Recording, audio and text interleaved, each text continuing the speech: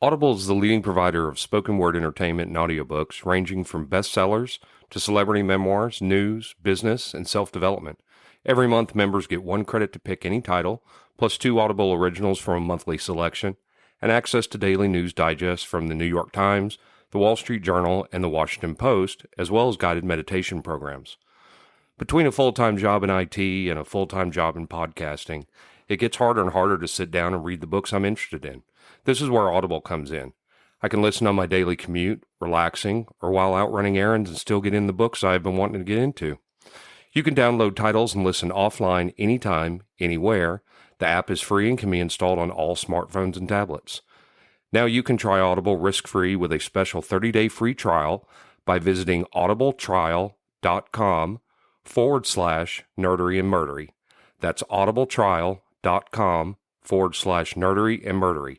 Don't let your busy life get in the way of that great book you've been wanting to read. Go get your free trial of Audible today. This podcast is sponsored by BetterHelp. This is Geoffrey, and we've talked about many times before that I experience problems and struggles with my mental health, and really without a healthy mind, being truly happy and at peace is hard. The good news is therapy does work. It's helped for me, but what is therapy exactly? It's whatever you want it to be. Maybe you're not feeling motivated right now and would like some tools to help. Or maybe you're feeling insecure in relationships at work, or you're not dealing well with stress. Whatever you need, it's really time to stop being ashamed of normal human struggles, and it's time to start feeling better because you deserve to be happy. And now you don't have to worry about finding an in-person therapist near you to help.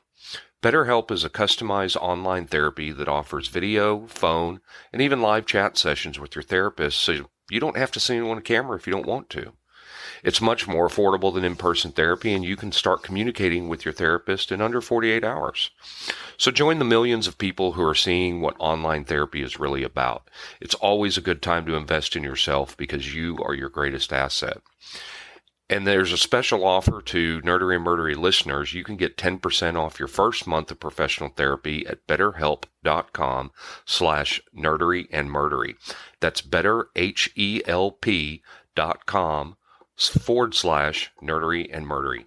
Thanks again to BetterHelp for sponsoring this podcast. Episode 2 of 3. There's going to be some more controversy and some laughs. I can't wait.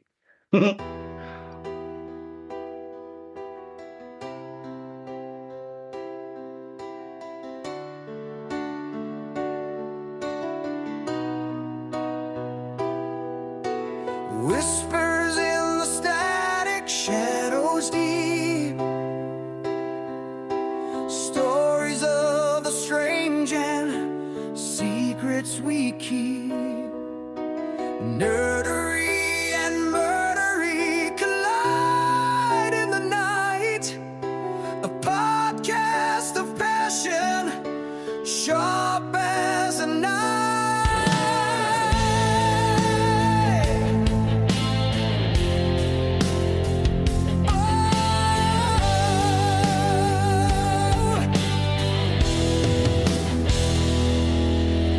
Diving through the nerdy,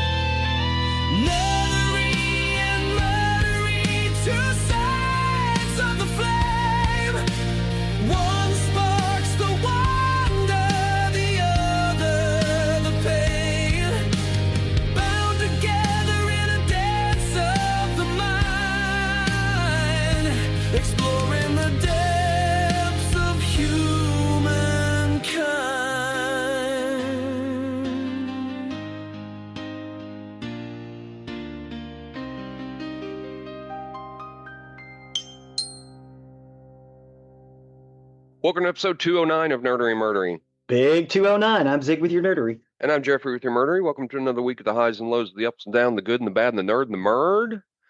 All right, I'm ready for you to kick it off. Let's get into it. Okay.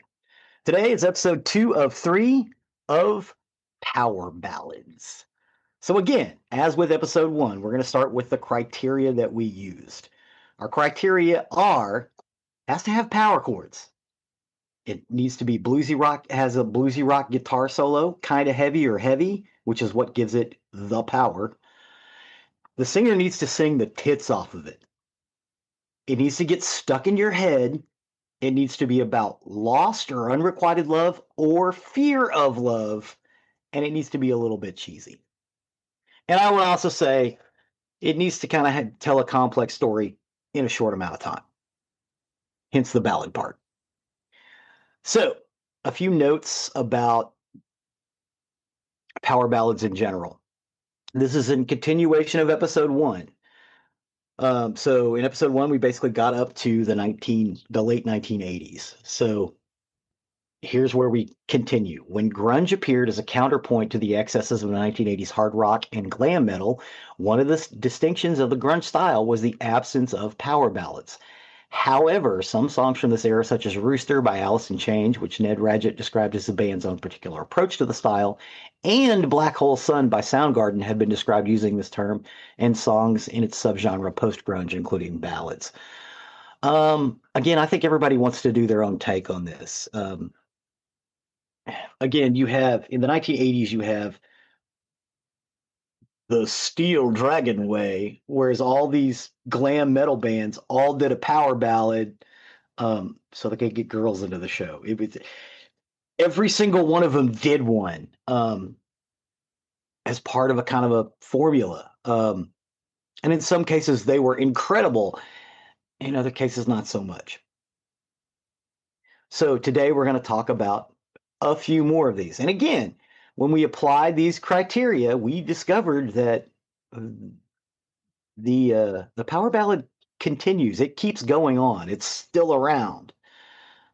The first song is Mr. Brightside by The Killers. The Killers are an American rock band formed in Las Vegas, Nevada in 2001 by Brandon Flowers, the lead vocalist, keyboardist, and bass, and Dave Koenig, lead guitar and backing vocals. After going through a number of short-term bassists and drummers, both Mark Stomer and Ronnie Van Coozy Jr. Joined the band in 2002. The Killers have released 7 studio albums, each of which have topped the UK album charts: Hot Fuss, Sam's Town, Day and Age, Battleborn, Wonderful, Wonderful, Wonderful, Imploding the Mirage, and Pressure Machine. Mr. Brightside is the debut single of American rock band The Killers. It's taken from their debut studio album Hot Fuss in 2004, written by band members Brandon Flowers and Dave Koenig. It was one of the first songs The Killers ever wrote. 2 music videos were made of the song. The first one was shot in black and white and features the band performing in an empty room, and the second one was based on the 2001 film Moulin Rouge.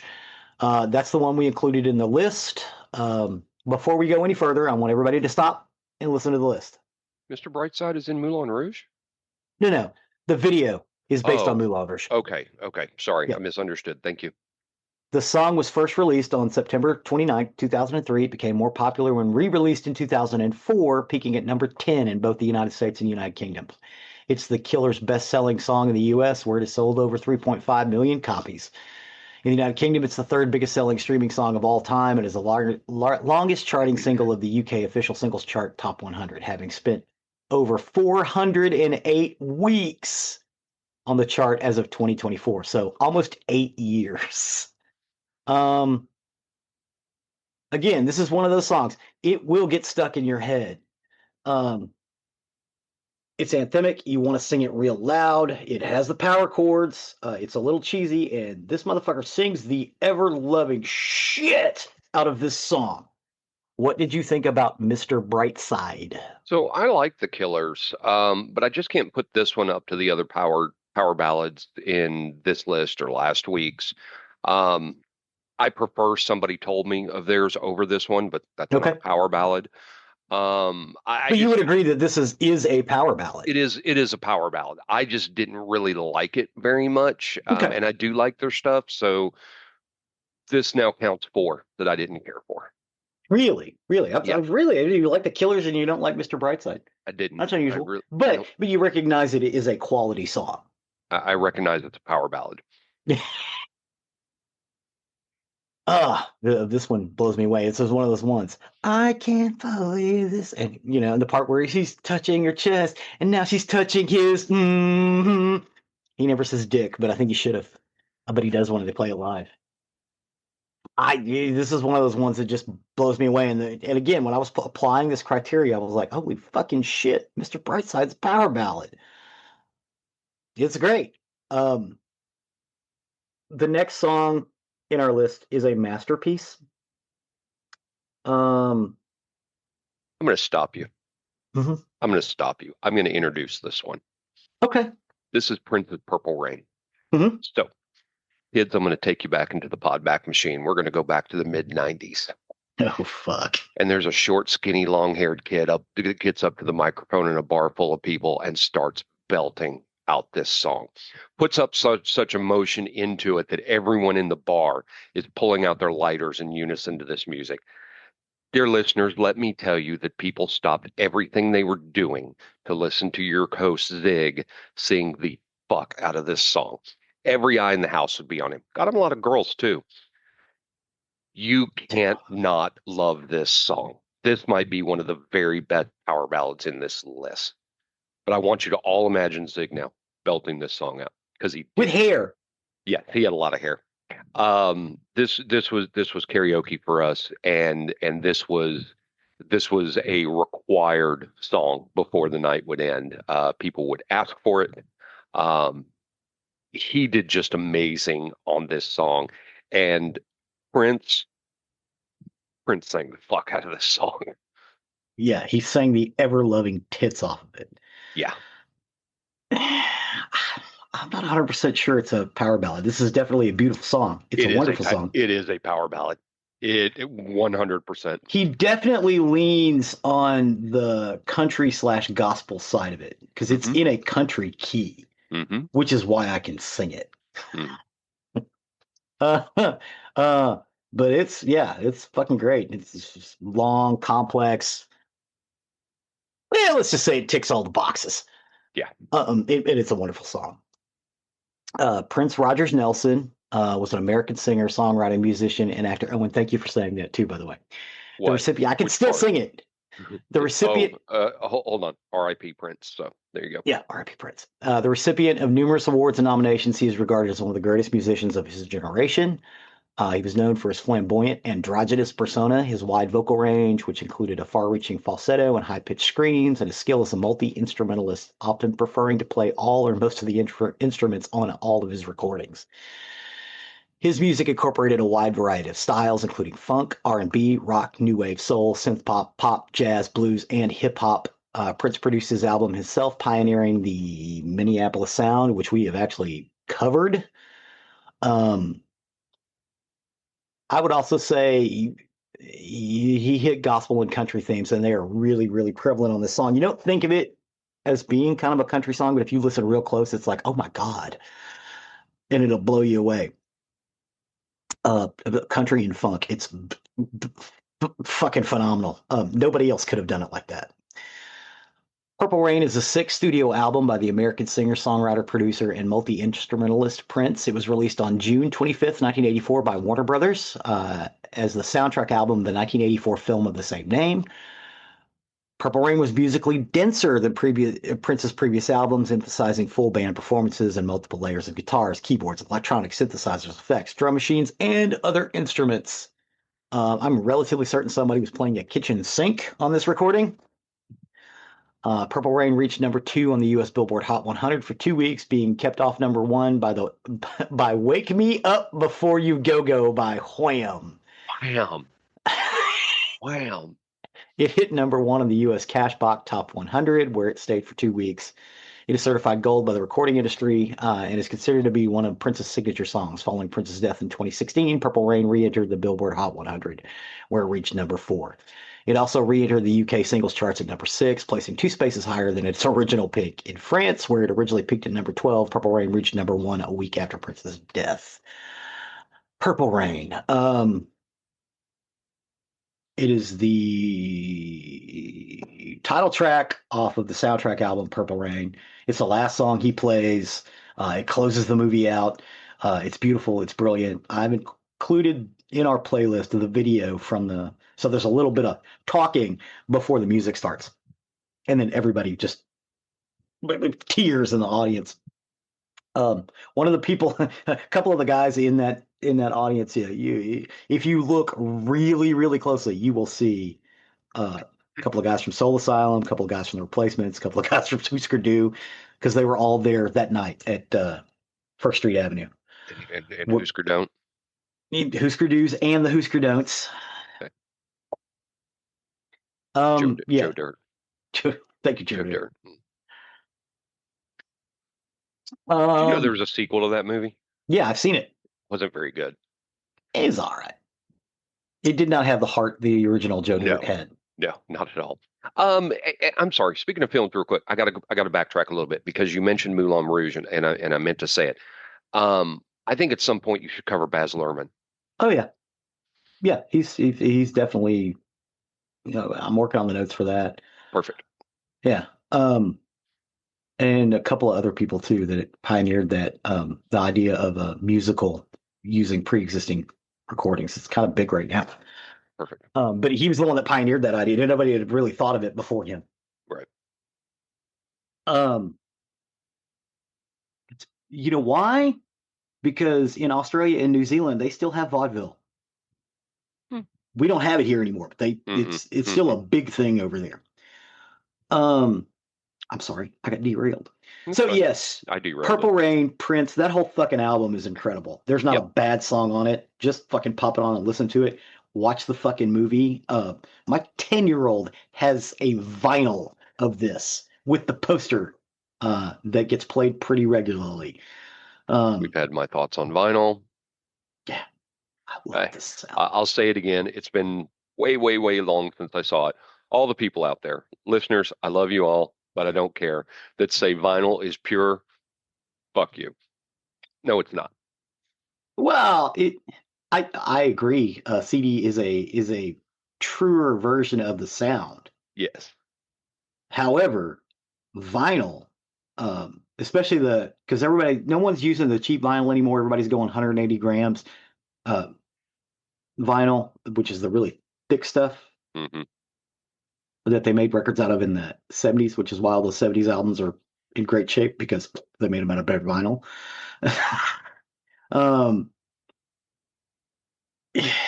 It's warm. It's comforting. The sound itself is comforting. That's why people like it.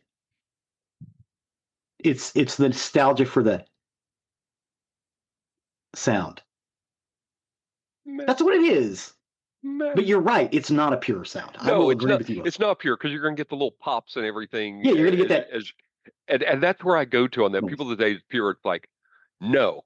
Fucking sit in a studio and listen to them record, and you're not going to hear those fucking pops in the background that you're going to hear on vinyl. It's not pure. But yeah, I know people have the nostalgia for vinyl. So it's the sound. It's that I know. Noise. I'm not disparaging anybody who's listening here who likes vinyl, but I am disparaging at the same time. I'm sitting right next to a whole bunch of vinyl records right now. I know you are. They're like, I can reach out and grab one. What is this? What do we get here? What is this? What is this? A fairy tale story, children's record. Oh, it's not letting me show it. Damn backgrounds.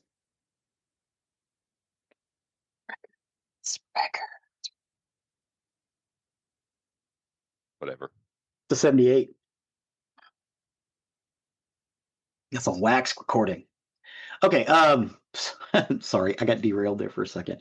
Yes, everybody check out Purple Rain. Just the song, the album, the fucking movie, everything. I wish we had a video recording somewhere of you doing Purple Rain, because you do know there is a video of me doing Safety Dance out on YouTube. It's out there to this day. I've seen it. I'm not going to tell everybody how to find it. Tough, deal with it. But I wish we had one of you. We need to do that sometime. I could still sing it.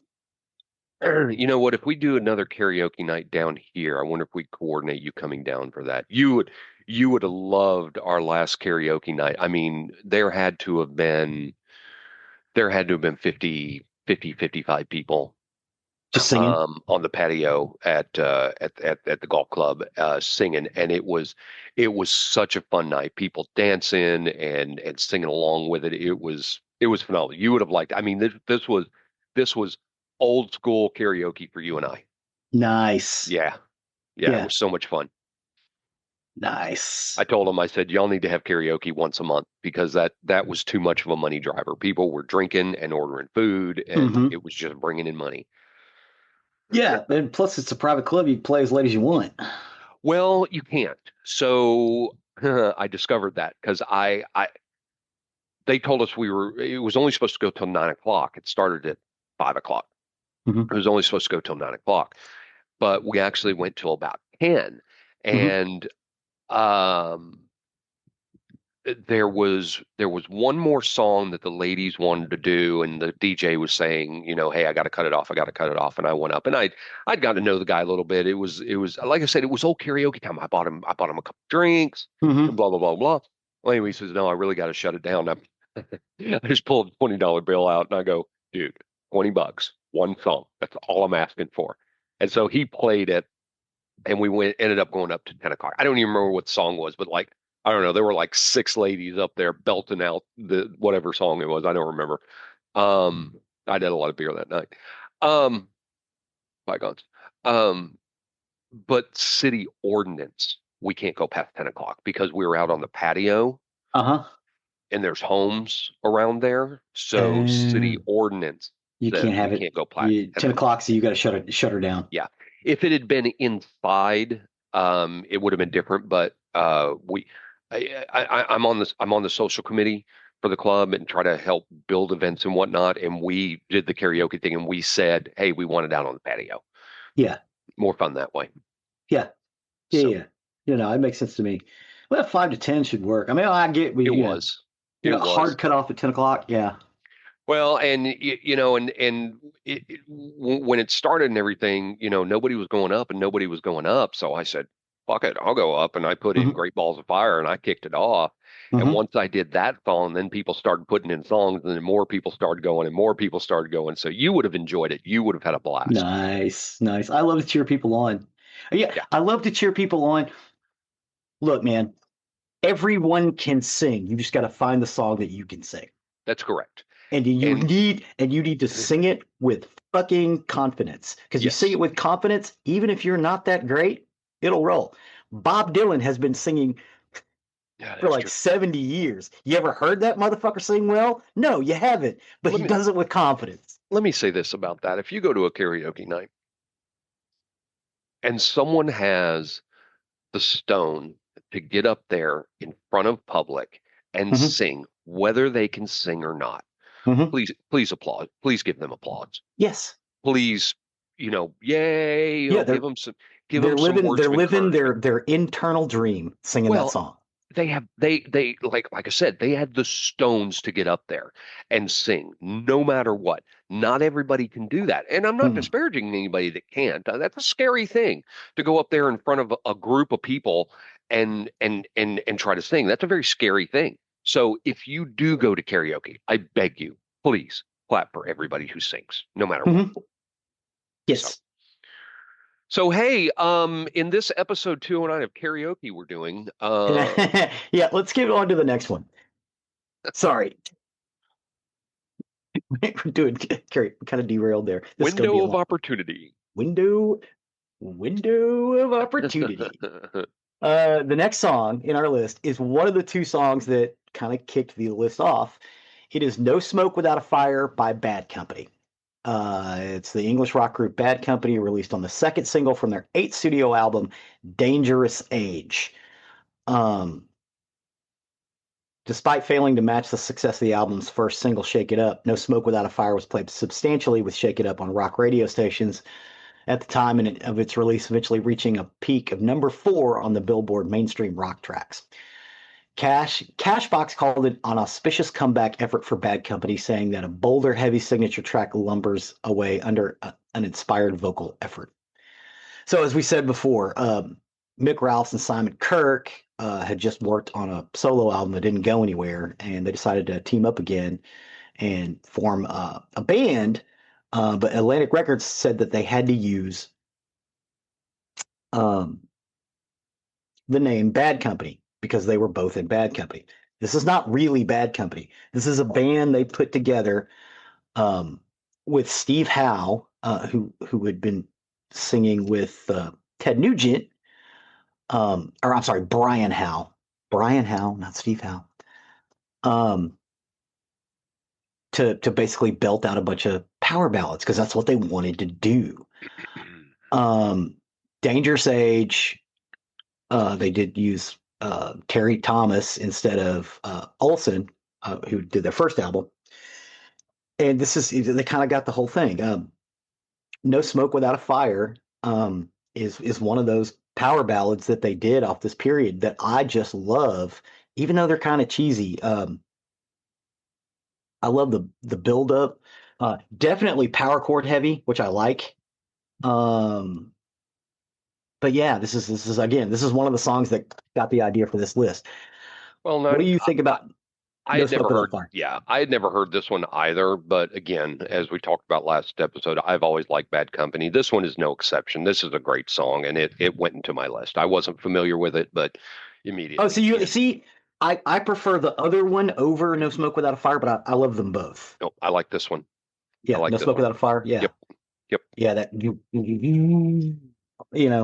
he's fucking hitting it. Yeah, this is a good one. The next song, is Home Sweet Home by Motley Crue. Here we go. Motley Crue is an American heavy metal band formed in Hollywood, California in 1981 by bassist Nikki Sixx, drummer Tommy Lee, with guitarist Mick Mars and lead vocalist Vince Neil joining right after. Yep. They've achieved 7 platinum or multi-platinum certifications, 9 top 10 albums, the Billboard 200 charts, including 1989's Dr. Feelgood, which is their only studio album to reach number 1. 22 top 40 mainstream rock hits and 6 top 20 pop singles. Members of Motley Crue are often noted for their hedonistic lifestyle and androgynous persona they maintain. Following the hard rock and heavy metal origins of the band's first 2 albums, Too Fast for Love and Shout at the Devil, the release of its 3rd album, Theater of Pain, saw Motley Crue joining the first wave of glam metal. Home Sweet Home is a power ballad by American heavy metal band Motley Crue. It was originally released in 1985 on the album Theater of Pain, and again in 1991 for their Decade of Decadence compilation album. It's been covered by several artists, most notably country singer Carrie Underwood. The song's often referred. Yeah. The song, actually, it's way better. Yeah, when you get a good singer singing it, it is way better. It's referred to as a power ballad, and it was the template for other hair metal bands to do it. Was because of Home Sweet Home. It's got a slow rocking groove and surprisingly melodic verse and chorus making it a pleasant metal outing. Now, having said that, I do not think this only fits 5 of the criteria. Vince Neil, this is probably the best song that dude ever sang. He cannot sing the tits off of it because he cannot sing very well. And again,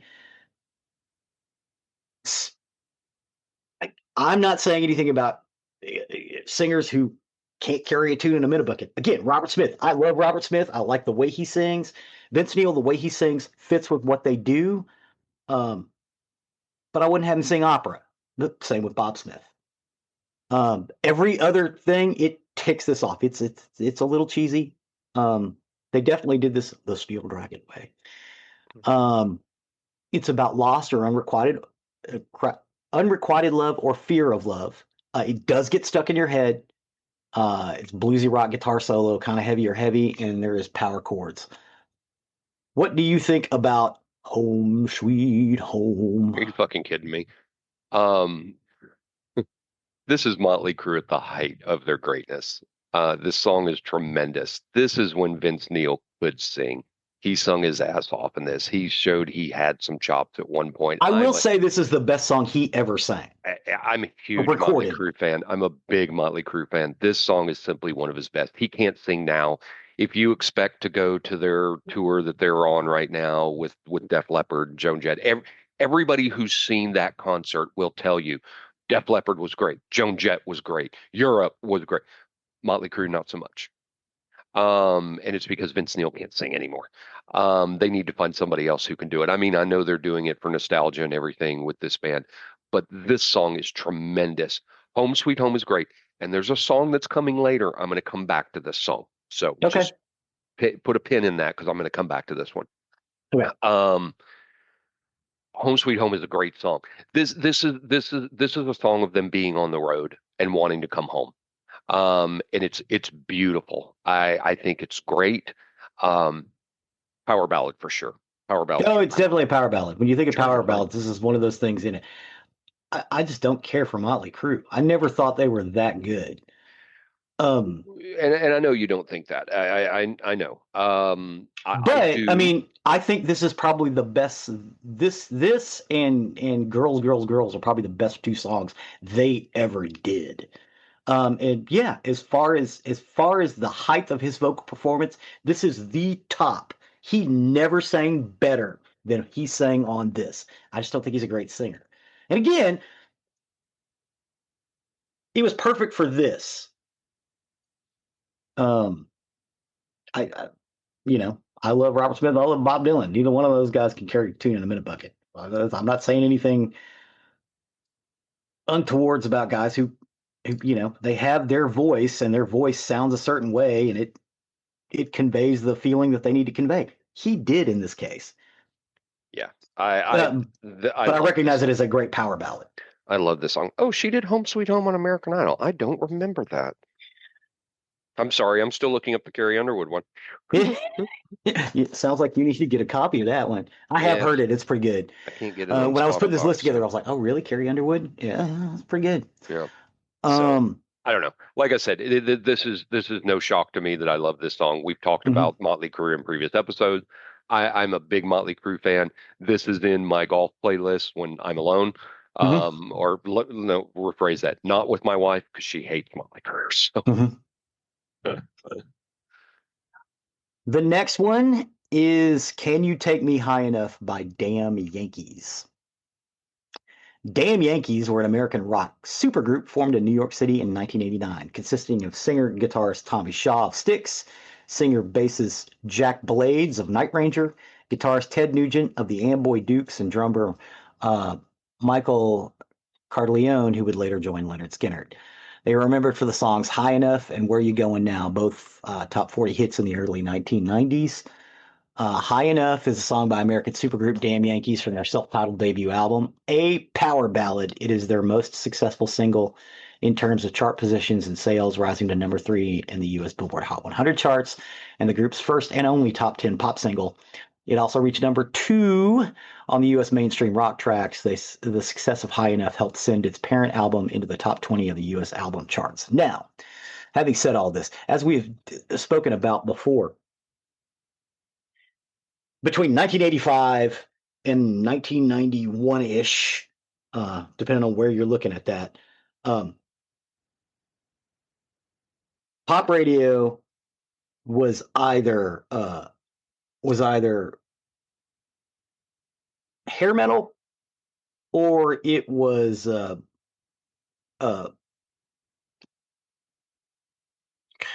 poppy soul. That's really all you could listen to. They stopped putting the things in that were different from that because that's what was selling, or that's what they wanted us to buy. So it was promoted, and the loss of AOR radio plus the change in FCC rules where one company could own more than one radio station in a market changed, and I think radio suffered for it. Having said that, power ballads ruled the airwaves from 1985 till about 1991. Yep. This song is, I think it was released in 1992, is what it said.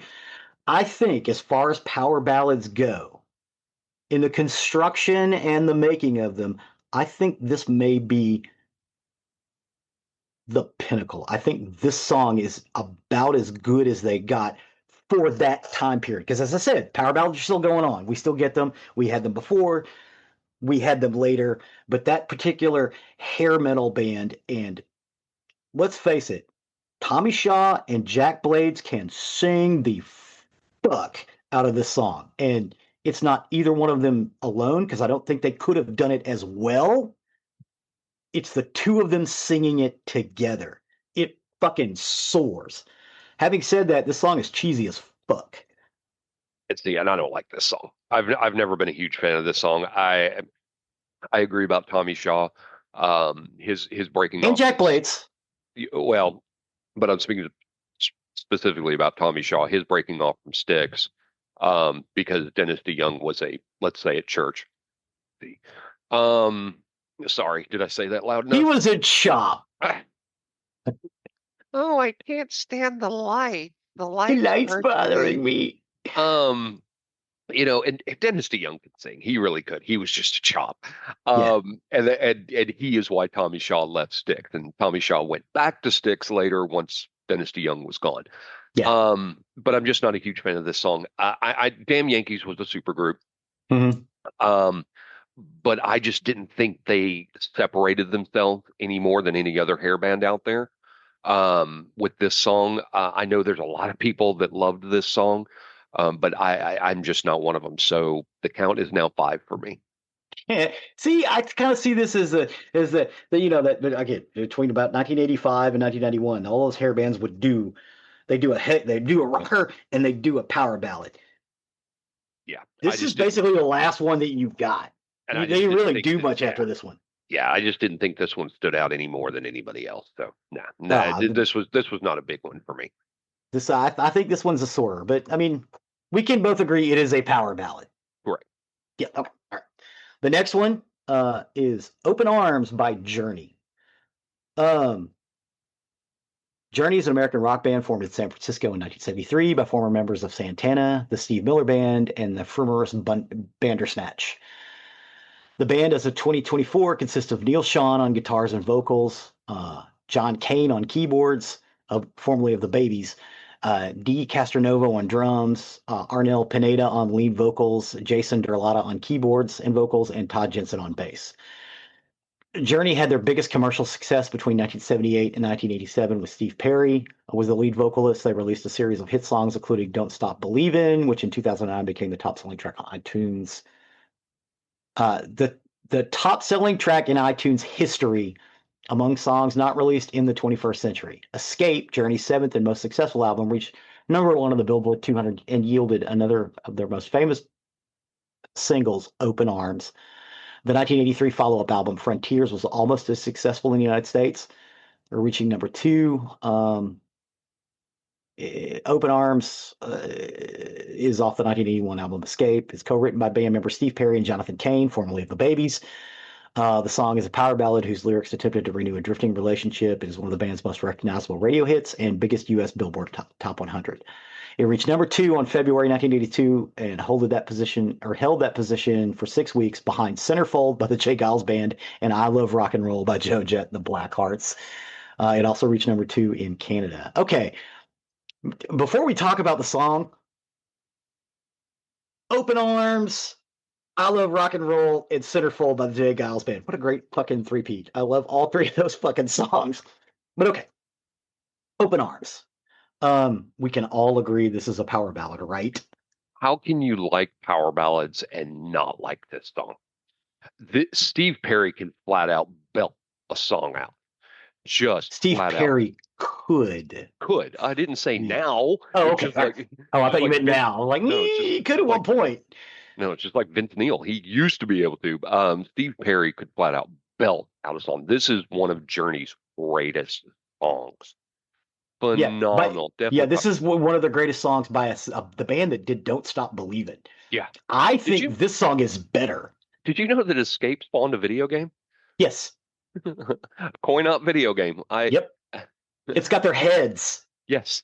The only place I ever saw that video game was at the MEP station when I was shipping out for the Army.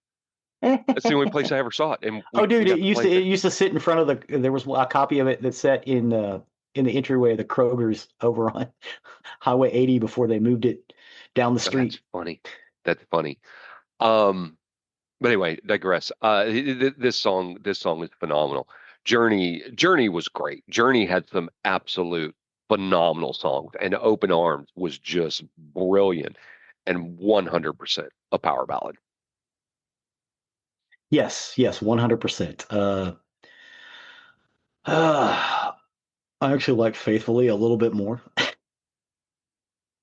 That's on me. But it's like 1A and 1B, you know what I mean? I could see that. I can see that. But no, this definitely needs to be in the mix. It was on the heavy metal soundtrack. It was huge. I'm sorry. I even like Oh Sherry, which is not Journey. It's Steve You should have been gone. Oh, you should have been gone. Yeah, that almost made the list. Yeah, is another banger. Just the next song. The next song is one of the songs that are cited when mentioning the power ballad genesis. The genesis of what is a power ballad. This is one of the songs that is pointed to as one of those songs. It is I Can't Fight This Feeling Anymore by REO Speedwagon. REO Speedwagon, or simply REO, was an American rock band from Champaign, Illinois, formed in 1967. The band cultivated a following during the 70s and achieved significant commercial success throughout the 1980s. Their best-selling album, High Infidelity, contained 4 U.S. top 40 hits and sold more than 10 million copies. REO Speedwagon sold more than 40 million records and charted 13 top 40 hits, including the number ones Keep On Loving You and I Can't Fight This Feeling Anymore. It is a power ballad performed by the American rock band REO Speedwagon, written by lead singer Kevin Cronin, who pronounces all of his R's when he sings, and it's a little off-putting. The song first appeared on the 1984 album Wheels Are Turnin', and the single reached number 1 on the Billboard Hot 100 chart and held the top spot for 3 consecutive weeks from March 9th to March 23rd, 1985. It was the group's second and last number 1 hit on the U.S. charts, the first being 1980's Keep On Loving You.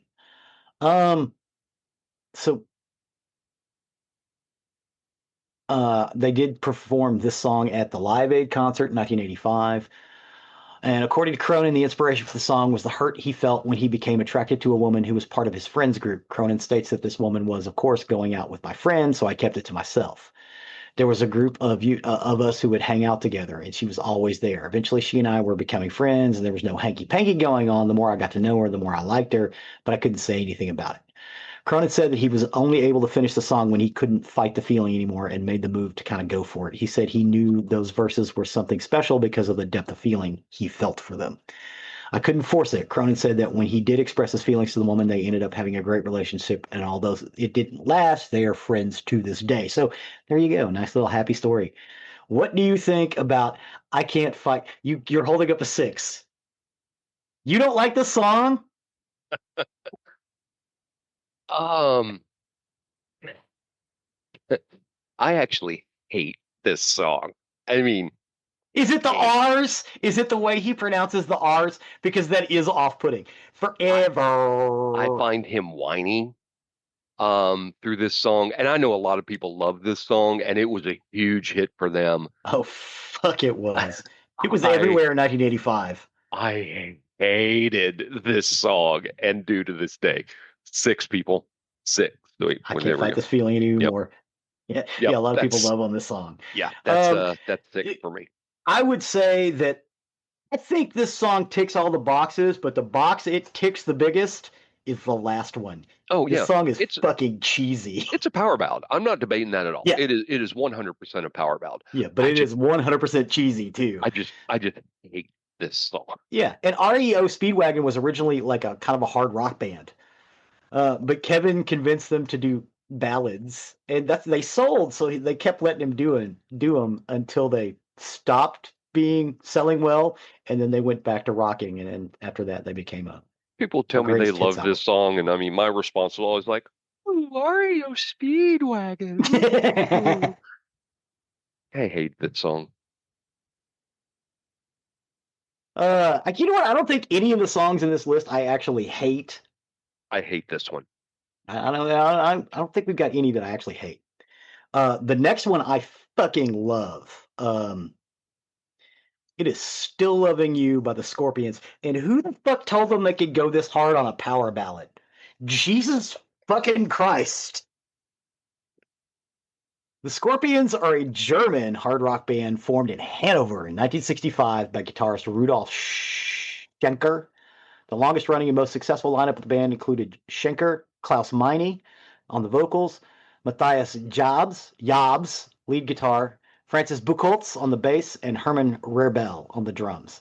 And it lasted from 1978 to 1992. The band's only continuous members have been Schnecker, and although Meine has been with the band continuously since their first album, Lonesome Crow, Jobs has been a consistent member since 1978, while bassist Powell Majiwoda and drummer Mikey D have been in the band since 2003 and 2006, 16 respectively.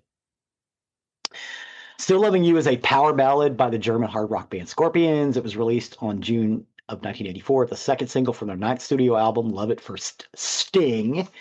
The song reached number 64 on the Billboard Hot 100 and was most successful in Europe, reaching the top 5 in several countries. Rudolf Schenker already composed parts of the melody around 1976, but the lead guitarist at the time, Uli John Roth, rejected the song as too commercial.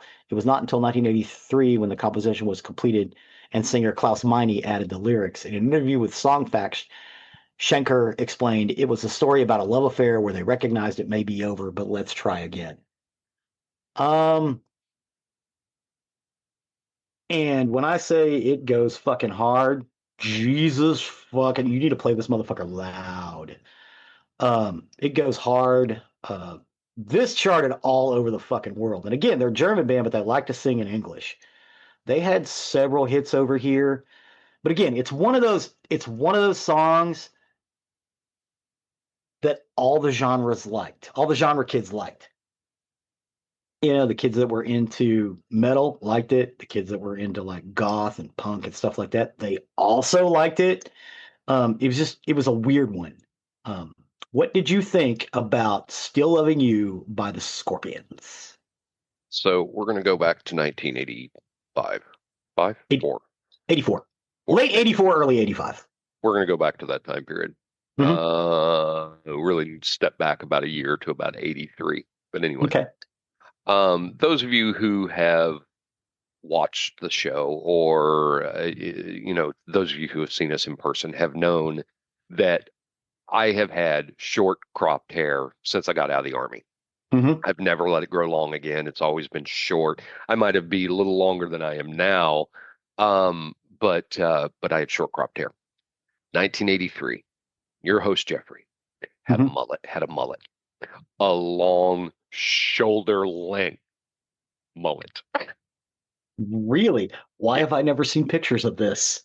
The only picture I know that exists, if my mother has it, is my military dependent ID that I had to get renewed that year when I had that hair. She may still have it. That's the only picture I know that's in existence of it. Oh my God, we need that. Just like if there's anybody out there that has pictures of me with the fucking... I thought we had one with the Robert Smith hair. I thought we found one of those. Nope, we did not. Huh. You got me with a spiky hair, which I had I had spiky hair in the 90s, off and on, all through the 90s. It'd either be long or I cut it short and make it spiky. Maybe that's it. But anyway, so going back to this, and I had that hair because I saw myself as a headbanger back then. I liked Twisted Sister. I liked Scorpions. All these type of bands that were really kind of considered headbangers. Scorpions Still Loving You was on Love at First Sting. I had it on cassette, and kids, let me tell you, I wore that cassette out. Still Loving You is amazing. They have another one, which almost comes close to being a power ballad, but it's not, because it's not about love, and that Winds of Change. Winds of Change makes me cry. Winds of Change is about what was going over in Europe. Yeah. And it's amazing because it's like you think they're singing about the Germans, but if you listen to that song real closely and know anything about geography, he's following the Moskva down to Gorky Park. Those are in Moscow. Yeah. He's talking about the Russians being free as well. Yes. Sadly, they are no longer. And so, and Winds of Change was a more lauded hit for them than Still Loving You. I think Winds of Change, I'm almost positive it won a Grammy. I'd have to look it up. Great song, not a power ballad. Still Loving You fits this list as a power ballad. If you have never heard this song, please, for the love of God, stop everything you're doing right now, pause this show, go listen to Still Loving You, and see why this song is incredible. All right, you're back. Yeah, okay, you're back. That's my take on Still Loving You. See, if you guys listen to him, you understand what we're talking about. It's like, God damn. Yeah. His fucking voice, you got this soaring guitars, and the guitars will stop for a second, and he'll go, I'm still loving you. And then pick up again. It's fucking anthemic.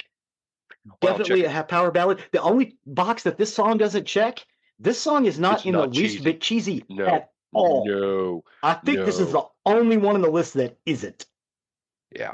No, this song is phenomenal. It's just fucking, oh my God. And he fucking goes hard. Yeah.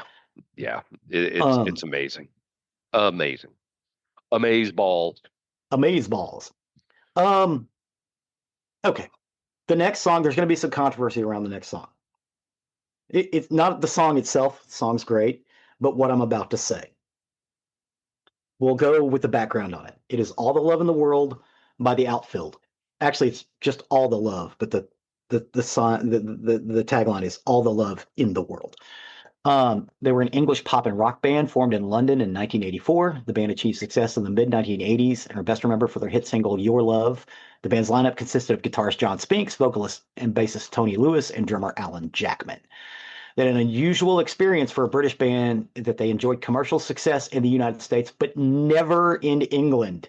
The band began recording in the mid-80s. They released their first album, Play Deep, which this song is off of, in 1985 through Columbia Records. The album reached number 9 on the Billboard 200 list and then reached double platinum in the United States. The band's single, Your Love, reached number 6 on the Billboard Hot 100, as well as number 7 on the Main Street rock charts, and became their signature song. The band continues to record and tour through the 1980s and then into the early 90s, while subsequent albums Banging and Voices of Babylon saw chart success. The group's popularity waned. It is a debut. Play Deep is the debut studio album from The Outfield. The success, their debut single was actually Say It Isn't So, but it was more of a regional number 1 hit, like in the Midwest. And it reached number 18 on the U.S. rock charts. And Your Love reached number 6, and Play Deep peaked at number 9 and sold. The singles Your Love and All the Love in the World reached number 83 and 96 respectively. It was the third single from the album Play Deep. Now, as I've said before, I love the Outfield's album Play Deep. And Your Love is a great song. It is not the best song on that album by a long shot. This one is. That's the controversy. People are like, this song's not nearly as good. Yeah, it is. This and Every Time You Cry. 2 great fucking songs. And again, I'm not saying that Your Love is a bad song. It's just not as good as this one. What do you think about All the Love in the World by The Outfield? Oreo Speedwagon. Sorry, I just had to say that again. Oreo Speedwagon. I think that was from The Simpsons. I think that was something I got from The Simpsons. But anyway, not a fan of The Outfield. Not a fan of this one. This ticks box number 7 for me. I don't like this song. I didn't like it when it was out.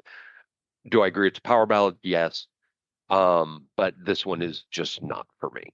You don't like the out? See, that surprises me. I figured you'd dig the outfield. REO Speedway. I could tell you that their first two albums, they had this one producer who fucking mixed their voices perfectly.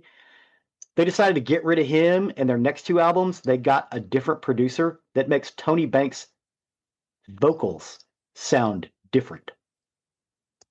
Tony Banks from Genesis? No, not Tony Banks. I'm sorry. There's a guy named Banks in this. Okay. John Spinks and Tony Lewis. Okay. Sorry. I was going to say, Tony Banks, I may have to give this a second listen. No, John Spinks and Tony Lewis. Sorry. Okay. They mixed his vocals differently, which is why those albums didn't sell as well, because they fucking suck. They were overproduced. And it's like, God damn, the first two albums were fucking incredible. Banging, I love Banging. Matter of fact, my favorite Outfield song is on Banging. It was the big hit. It was great. Love these guys. The Pop-Up Band. And what's weird is they would play fucking stadiums over here. They'd play pubs in England. Matter of fact, they kind of split up for a while, and some Americans were over in a pub, and they were like, hey, man, these guys are a great fucking Outfield cover band, right? Little pub in the middle of nowhere. They look over. It's the fucking Outfield. And they convinced them to start touring the U.S. again. The next song. Let me take this one. Okay. I want to open this one. Okay. So the next song on our list is Cutting Through, I Just Died in Your Arms. Uh-huh. The first thing I have to say on this song is, good Lord, I can't believe this song is almost 40 years old. It's 40 years old next year. 1986 was one of my favorite years in high school. I was really coming into my own, and I was massively smitten with a girl at school. Massively. This song was huge that year, and every time I heard this song, my heart just ached for this girl because I just couldn't tell her. This was her song. I don't think she knew, or maybe she did. I don't know. She's a friend of mine to this day, and she is a listener, so I'm not going to name her out. I know who this is. But this song was hers. What's going on, girl? This song triggers memories for me every single time I hear it. I love this song to this day. I will not have a playlist without this song in it. Mm-hmm. I love this song. It's a power ballad. There you go. There's my introduction to that song. Okay. You know what? I would agree. This is a great song. My only problem with the song is it was way overplayed. Sure. Well, it was a product of, I don't know how they are now, but it was a product of pop radio stations in the 80s that once you reach that top 10 status, which this one did. Yes, it did. It may have hit number one. I don't know. But once you hit that top 10, you will hear that song every hour. Yeah. With other stuff mixed in. Yep. This was how I made mixtapes in the 80s, because I knew my favorite songs were going to play. All I had to do was sit there for a couple of hours and I could pull all of my favorite songs. All your favorite songs off of there. Yeah.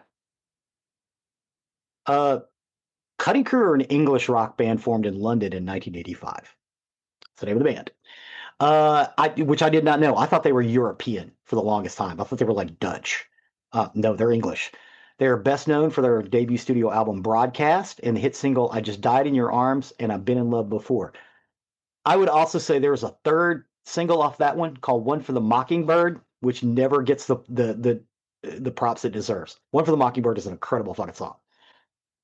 While still in his teens, Nick Van Eede, born Nicholas Eade, recorded a few UK solo singles in the late 70s. Later, he was in the band The Drivers, which found success in Canada, particularly with a 1982 single, Tears on Your Anorak, which toured Canada. The Drivers had a support band called Fast Forward, whose lineup included guitarist Kevin McMichael. Van Eede was so impressed with McMichael's guitar playing that he asked him to form a new band. The Drivers broke up in 1984, and McMichael continued to tour with Fast Forward in 1985. McMichael survived an accident when his tour bus drove off the side of a mountain, and he relocated to London to join forces with Van Eede. Initially, the two made demos before bassist Colin Farley and drummer Martin Frosty Beadle joined in 1986. So the band formed in 1986, and then they released Broadcast. in November of 1986. So they got up there in a hurry. Mm-hmm. It was first released in the United Kingdom in November of 86 and later released more widely, including the United States, Canada, and Japan in March of 87. They had 4 remix tracks: Any Color, One for the Mockingbird, I've Been in Love Before, and I Just Died in Your Arms.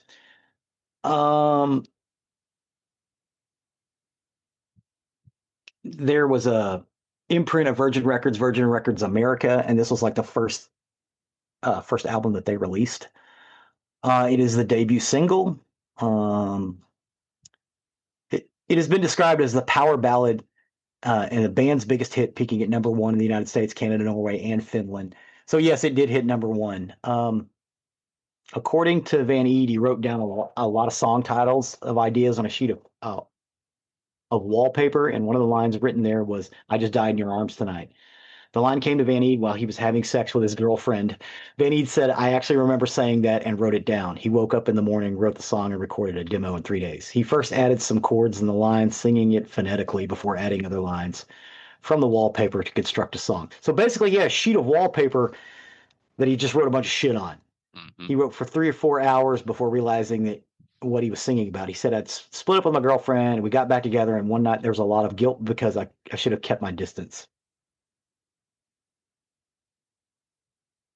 So, well, you already said what you thought about it. You love this song. I do. I absolutely love this song. You love this song. They're considered a one-hit wonder, but the other song on their album, "Been in Love Before," was a hit too. Mm-hmm. Just not as powerful as this. Yeah, so was One for the Mockingbird. Yeah. So they actually had 3 hits on that album. Yeah, but they're considered a one-hit wonder because this was huge for them. Absolutely huge for them. And yeah, I love this song. Absolutely power ballad in the list. You're breaking something. You've broken something. Can we take a break? Oh, you want to take a break? Yeah. I don't know. Listeners, do you want to take a break? We'll take a vote. Let's hold. Let's see if Ziggy pees on himself. There's nobody on. All right. So Ziggy's going to take a break, and then we're going to come back. All right. Zig took his break, and we're back to you, listeners. That was just about a second, but anyway, next song. All right. So the next one, again, as I applied this criteria and realized that they're still going on, I realized that the English rock band Radiohead also did a fucking power ballad. And it's their most successful song. It's fucking Creep. They're an English rock band formed in Abington, Oxfordshire in 85. They comprise Tom York, vocalist, guitars, piano, and keyboards, brothers Johnny Greenwood, guitar, keyboards, and other instruments, and Colin Greenwood on the bass, Ed O'Brien on the guitar, and Philip Selway on the drums. They worked with the producer Nigel Goodrich and the cover artist Stanley Donwood since 1994. Radiohead's experimental approach is credited with advancing the sound of alternative rock. Creep is the debut single by the English rock band Radiohead, released on September 21st of 1992 by EMI. It was included as the second track of Radiohead's debut album, Pablo Honey, in 1993.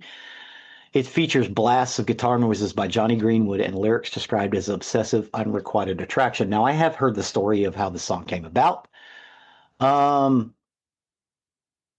Let's just say from the horse's mouth. I don't want to call Tom York the horse, but basically the guitar player was in love with this girl who was kind of a popular chick, and he felt like a creep and a weirdo. So he wrote the lyrics to this, and Tom York's like, yeah, let's make this a fucking song. So they did. And it went all over the world. Because they are an alternative band. Radiohead is they're a little indie alt band. But for some reason, this song struck a chord with all the disaffected youth around the world, and everybody fucking loved it. So you get them playing it at the MTV beach party, all dressed in black, trying to get away from the sun, singing this next to a pool, and it's fucking amazing. Greenwood regularly breaks strings, because what he does is he takes his pick and he comes from way up by his shoulder and just basically beats the strings into submission for that, because it's the only way he can get that sound, and it has to sound right. What do you think about Creep? I like this song. I don't listen to it much, but I like it. This song comes from a really weird time in my life where I was kind of in the dark of a lot of music. The only reason I would hear it is if it was playing on the jukebox at a bar that I was in, but I really didn't listen to the radio much then. I got kind of good and bad memories with this time in my life because it was really weird. But yeah, I I sang like it at this song. karaoke a bunch. I think that's where you heard it the most. Probably. I mean, this is definitely a ballad, a power ballad for sure. Yeah, Like I said, I like it. I like it. yeah, yeah.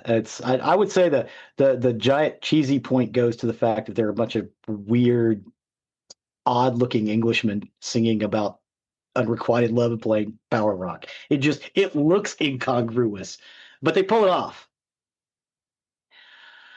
The next song, Easy Lover. It is a song performed by Philip Bailey of the band Earth, Wind and Fire and Phil Collins of the band Genesis. Jointly written and composed by Bailey, Collins, and Nathan East.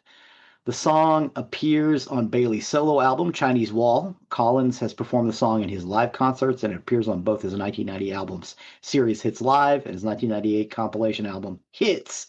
It is Bailey's only top US 40 hit as a solo artist. The reason I put this so far down on the list, and I mentioned it as originally calling them honorable mentions, but I mean, I'm not 100% sure this is a power ballad. I just love this fucking song. I think it is. This is an all-time great song. I've talked about it before. Genesis is one of my favorite bands, and Phil Collins was breaking out on his own at this point, and Genesis are from Genesis, and they put out this hit. I Mhm. can't help but still love this one. It's a great, great song, and I do. I think it hit. I don't think it's cheesy, um, but I do think this is a power ballad. Yeah, and both of them sing the ever loving tits off the song. Jesus, Yeah, fuck. yeah. Phil It's Collins is it's bass and drum heavy, but you got a bassist and a drummer who wrote it. So right, right. yeah, Phil Collins could belt out, and he actually still can yeah, belt out music. Unfortunately, he just can't stand anymore. yeah. His last concert, which I believe was the final, with He did it in a Genesis, chair. he had to do it in a chair for the Yeah, whole but he can tour. still sing. Yes, He just he can't play the drums absolutely can. anymore. No, no, no. But they've had a secondary drummer with Genesis for a very long time who is almost as good as Phil Collins, because Phil Collins is a great drummer. Yeah. And I can't remember Is it still Daryl Sturmer? Daryl Sturmer. Yep. Yeah, Yep. Daryl Sturmer is a fucking fun. Here's the thing: Daryl Sturmer is such a great drummer that Phil Collins thinks he's good, which Yeah. means he's fucking good. Go out there and find the Phil Collins drum duet video and watch him and Daryl do that drum duet. Uh-huh. It's phenomenal. And I mean, you just watch Phil Collins through that whole thing. He's got his eyes closed Uh-huh. as he's doing it, and he's just feeling everything with it, and Mm-hmm. it is phenomenal. They did it on tour for the Way We Walk tour. Just great. But anyway, I digress. This is a great song.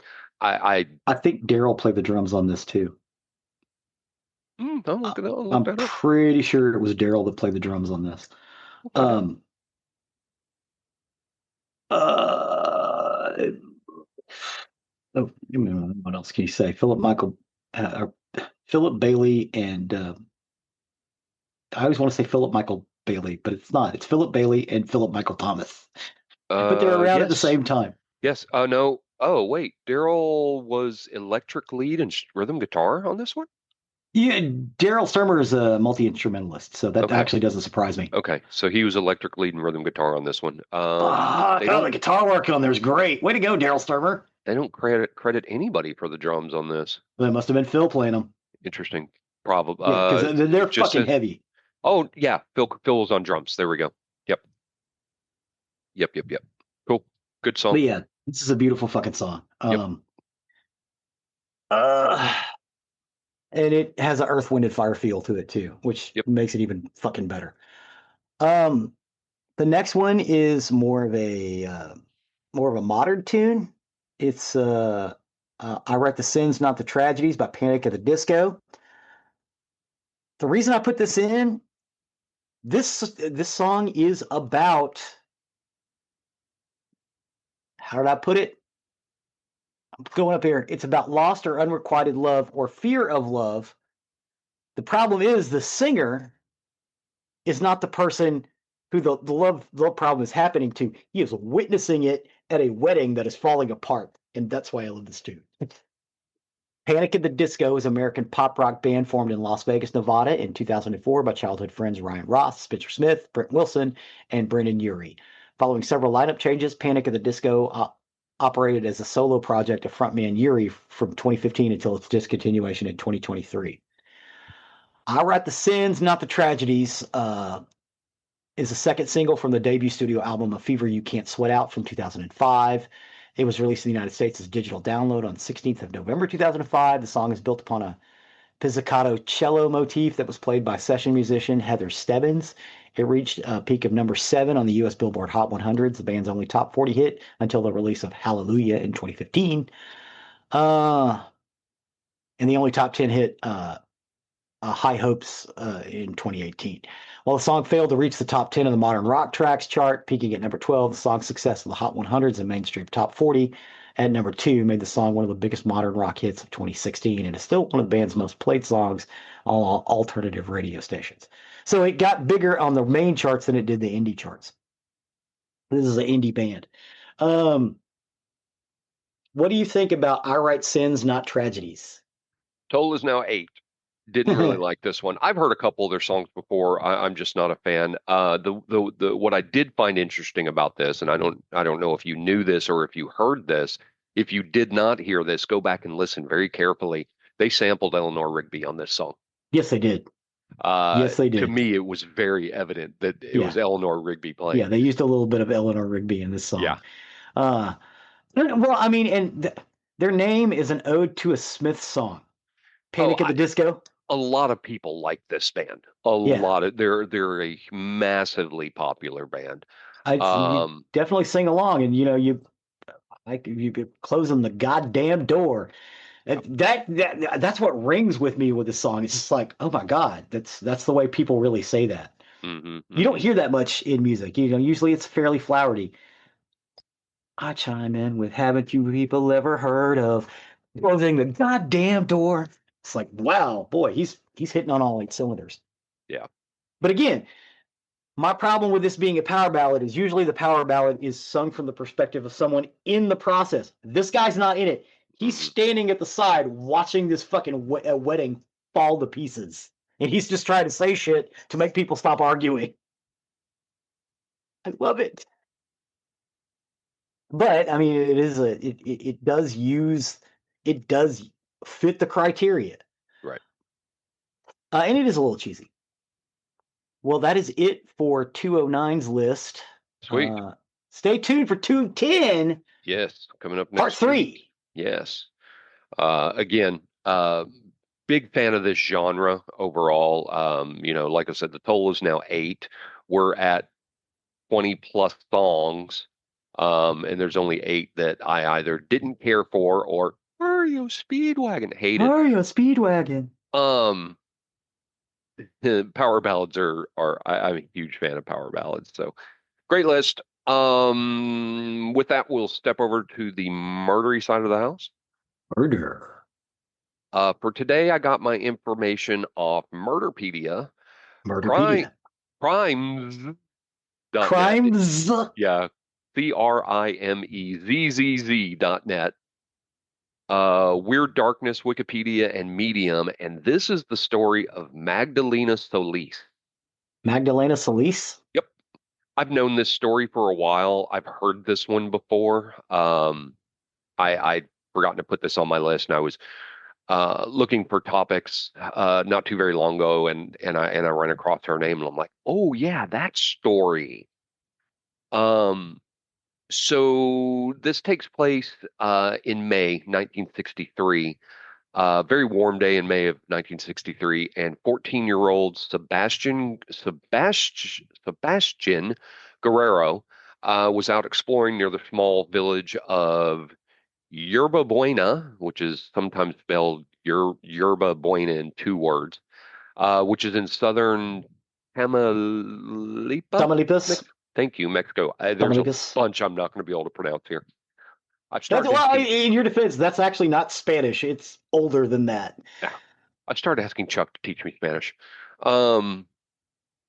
especially when he swears. I want to know all of it. Because one of the things I say whenever we're golfing, if he misses a shot just really close, I'm like, rude. And so I believe rude in Spanish is grosero, which actually means translates loosely to dadgummit. He just told me the other day. Grosero. Grosero. I think it's inappropriate person or something like that. But anyway, rude.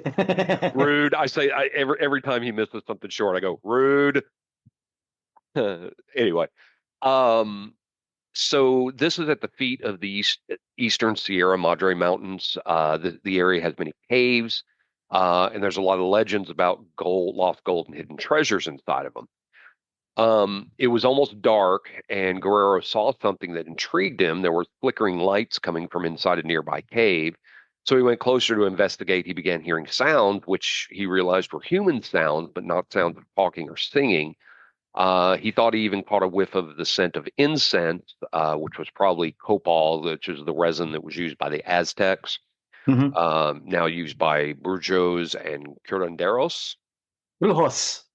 Brujos. Brujos or brujas, if it's a lady. I'm not going to be great with these words. Witch doctors. That to be the closest thing you'd have to it. Yeah. So he was curious, but that was nearly eclipsed with fear because he approached the mouth of the cave, trying to stay silent and out of sight. He peered inside, and he saw a scene that was almost too terrible to be believed, because inside the large cavern, most of the villagers were gathered. Many of them were nude, engaging in sex, and others were passing around a ceremonial chalice, drinking a dark fluid.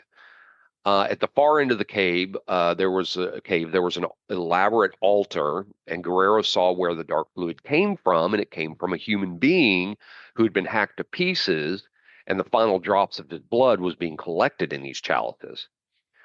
Standing above them all was a woman holding the bleeding heart of the man who was lying on the altar. Oh, she did that properly. Guerrero became terrified, and he ran more than the 15 miles to the town of Villagran, which was the closest police station to the isolated village. He tried explaining what he saw, saying the villagers were, quote, drinking blood like vampires, but the police laughed him off, thinking his imagination had carried him away. He insisted something terrible had happened in the caves, so the next day, Police Inspector Luis Martinez agreed to follow Guerrero to the area to see for himself, and neither of them would be seen alive again. Until very recently, until that time, the village of Yerba Buena had been quiet, very sleepy, if you wanted to think about it that way. Even calling it a village was giving it way too much credit. It was really an ejido, Ejido, ejido, communal farm. Communal farm. Yeah. And it comprised only about 20 families. There weren't any schools, police, or even a church. They were poor, mostly illiterate residents who engaged in subsistence farming, selling what little corn and beans they could spare in the nearby towns. Then in 1962, the Hernandez brothers, Santos and Caetano, arrived in Yerba Buena. The brothers had previously traveled around northwest Mexico, pulling off various scams, then leaving town before they could be caught. And it's really a mystery why they chose Yerba Buena. It was an isolated village without any money or resources, so it's kind of weird. But when they arrived, they claimed to be prophets of the ancient Incan gods. They used sleight of hand tricks and convinced the villagers they had supernatural powers. And the brothers told the villagers if they obeyed the brothers and followed their directions, they would be led to the vast riches rumored to be hidden in the nearby caves. So To bolster their claims, the brothers made up strange rituals with cannabis-laced incense smoke and animal sacrifice, which they performed inside one of the caves. And since the poor villagers had no money to give them, the brothers began demanding other tithes. They ordered the villagers to serve them, essentially making the entire village their slaves. And they were now living like kings. They sought out the prettiest girls in the village, even as young as 14, and told their parents that the girls needed to be given to the brothers to learn about sex. The villagers didn't dare disobey, since this was the word of the gods after all. And once the brothers had their fun with the girls, they would sell them off to traffickers who would send the girls to border towns and force them into sex work. Sex wasn't the only thing the brothers demanded from the girls. With the young girls, they demanded sex from nearly anyone at any time, and the villagers had to obey. After a time, their rituals began to include sex, essentially turning into orgies. But as the months went by and there was no gold, some of the villagers began questioning the Hernandez brothers' supposed power. So in order to keep their scam going, the brothers told the villagers that they would leave to go talk to their gods and would come back with a goddess. So they didn't go to a mountaintop and pray. They went to Monterey, the largest nearby city, and home to some of the sex traffickers they'd previously dealt with. Their plan at the time was to convince a sex worker to come back to Yerba Buena with them and pretend to be a goddess in order to keep fleecing the villagers. And it didn't take long for them to find Magdalena Solis. She had been forced into prostitution at the age of 12, but also had a lucrative side hustle as a fortune teller and medium, claiming to channel the spirits of the long-dead Brujas. Magdalena came from a poor and most likely dysfunctional family in Tamaulipas. Tamaulipas. Yeah, how you pronounced it. Supposedly she was born there in 1947. She is believed to have been working as a prostitute under her brother, who was a local pimp named Elizar, before joining the Hernandez brothers in 1963. After this, Solis developed a serious theological psychosis, causing her to experience major religiously oriented delusions of grandeur, coupled with a myriad of paraphilic disorders expressed in consuming the blood of her victims, sadomasochistic tendencies, fetish practices, and pedophilia. So the Hernandez brothers told her about the scam, and she eagerly accepted that she would go, and she, along with her brother Elazar, traveled back to Yerba Buena with the Hernandez brothers. But she didn't simply ride on the back of a horse. When the brothers returned to the village, they told everyone that their goddess would arrive that night, and they had to perform a ritual to summon her.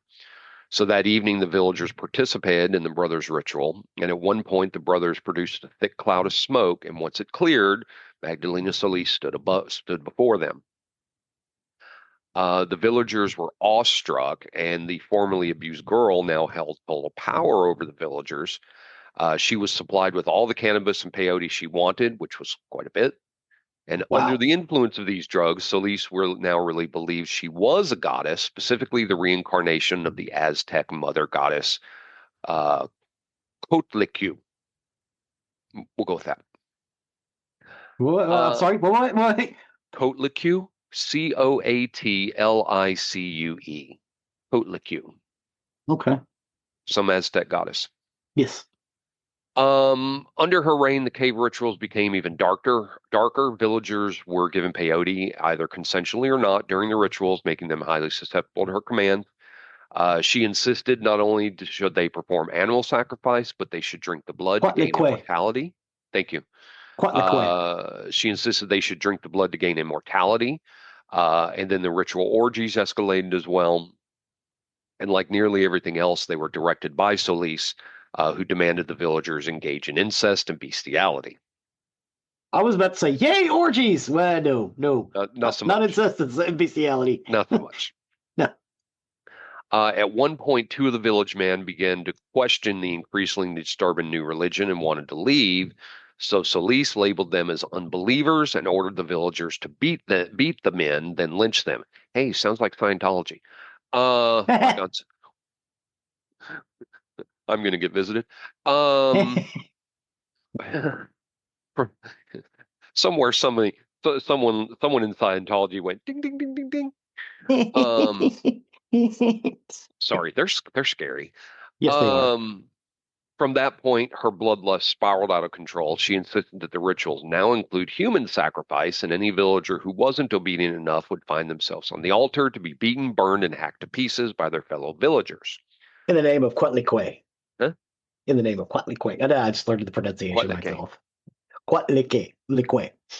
Ario Speed. Sorry. Ario Speedwagon. Not content with simply butchering her victims, Solis now began copying ancient Aztec sacrifice rituals, cutting the hearts out of her victims while they were still alive, depositing the blood in a chalice mixed with chicken blood and narcotics, mostly marijuana or peyote, from which Solis drank before passing along to the brothers and finally the other members. Again, she said it would give them supernatural abilities and mortality. Solis I'm picturing this everybody in headdresses and feathers at this point. I would imagine so. Yeah. Solis and the Hernandez brothers proclaim the blood is the only food the god can ingest, and that their goddess needed to drink it to preserve her eternal youth. This carnage lasted 6 continuous weeks, during which 4 people died and had their hearts extracted. And it was during one of these gruesome rituals that Guerrero had stumbled upon that warm May evening. So days went by. Guerrero Martinez did not return. The police went to the Villagran police went to the state police, and on May 31st, 1963, the state police, along with a contingent of the army, went to Yerba Buena to find the missing men and learn what was going on. They found the Solises along with Santos Hernandez in a farmhouse high off their faces and in possession of a large amount of cannabis. The Solises were promptly arrested, but Hernandez attempted to flee and the police shot him dead. So they saw that a massive armed force was descending on the village and arresting their goddess. So the rest of the villagers holed up in the surrounding caves.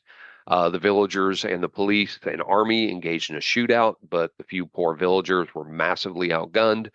Those who survived the shootout were taken into custody. Once they searched the area, the police found the bodies of Guerrero and Martinez on the property of the farmhouse where the Solises had been living. They had their hearts cut out of their bodies. A search of nearby caves yielded the bodies of 6 more victims, many of whom had been dismembered. Caetano Hernandez was also found dead, but police would later learn he had been murdered by another villager, Jesus Rubio. Rubio had learned of the brothers' scam and wanted in on it, and when Hernandez refused to cut him in, Rubio murdered him. The Solises, along with Santos Hernandez and the other villagers arrested in the raid, stood trial in Ciudad Victoria. Since none of the villagers would testify against them, Magdalena and Eleazar Solis were only convicted of the murders of Guerrero and Martinez and were sentenced to 50 years each. The remaining villagers were convicted of, quote, group or gang murder or lynching for the other 6 victims and given 30-year sentences. Only 8 bodies were found, but it's suspected that this cult may have murdered up to 16 people. It's not known what happened to Solis. If she served her time, she would have been released in 2013. However, some reports state she probably died in prison. And the caves in which she used to hold her bloody rituals are still scattered in the mountains above the wreckage of Yerba Buena, and few people are very willing to go near them now. And that's the story of Magdalena Solis. Wow. Quatlique. Yeah. Little cult action for you there. No, I appreciate that. Thank you very much. You bet. Appreciate you sitting through that story with me, and appreciate the song list. Remember, come back next week for episode 210, where we will finish our 3-parter. Hope you've enjoyed it. I know I have, and hope we've given you some stuff to listen to if you've never heard it before, or if you have heard it before, do like I'm doing as I'm listening to Zig talk about the music. I'm just bobbing my head to the music in my head. So that will take us to the end of another recording week. As always, you can find more information about us on nerderymerdery.com. That's our website, our hub for everything about us. You'll find links to this episode plus pictures, and you'll also find the link to our YouTube page, which Zig so often updates. Yes, you definitely need to listen to the YouTube playlist because it's got all the music in it. Outstanding. Appreciate all the work you do on that. You can also find our merchandise page, where if you wish to show off your Nerdery Murdery fandom, please do consider purchasing something from there. You can also find the link to our Patreon site on our site if you wish to become a patron and donate the costs that are associated with the show. That, along with our merchandise, help keep us on the air. There are costs that are incurred for our storage, for our uploads, for our website, our Lamborghinis, our Ferraris, our mansions. No, scratch that. Cancel those last. I'll say it again. I thought I said it in episode 200. The more of you guys who do this, if enough of you do it, you'll get more of this every week. Please, thank you. That's very true. Please and thank you. We appreciate each and every one of you. Please don't forget to leave a 5-star review wherever you can. It is free, only takes you a couple minutes, and does help us and helps others find our podcast and get the information that you so enjoy every single week. And last but not least, before I forget, Chuck, you can go to sleep now. Good night, Chuck. Good night, Cookie. Good night, Chuck. Good night, Cookie. With that, I have been Zig with your nerdery. And I'm Geoffrey with your murdering. Cue the music.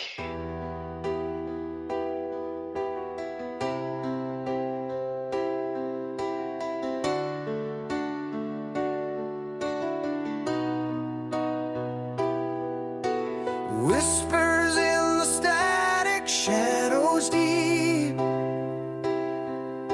Stories of the strange and secrets we keep.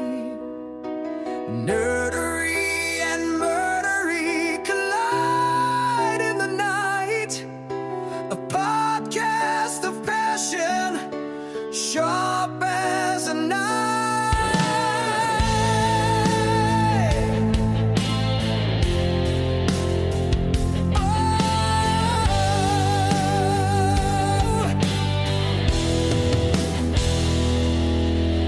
Diving through the nerdy, a world so vast.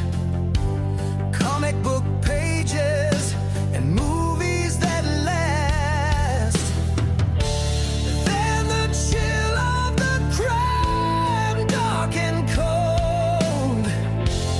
Murdery tales that never grow old. Nerdery and murdery, two sides of the flame. One sparks the wonder, the other the pain. Bound together in a dance of the mind, exploring the depths of humankind.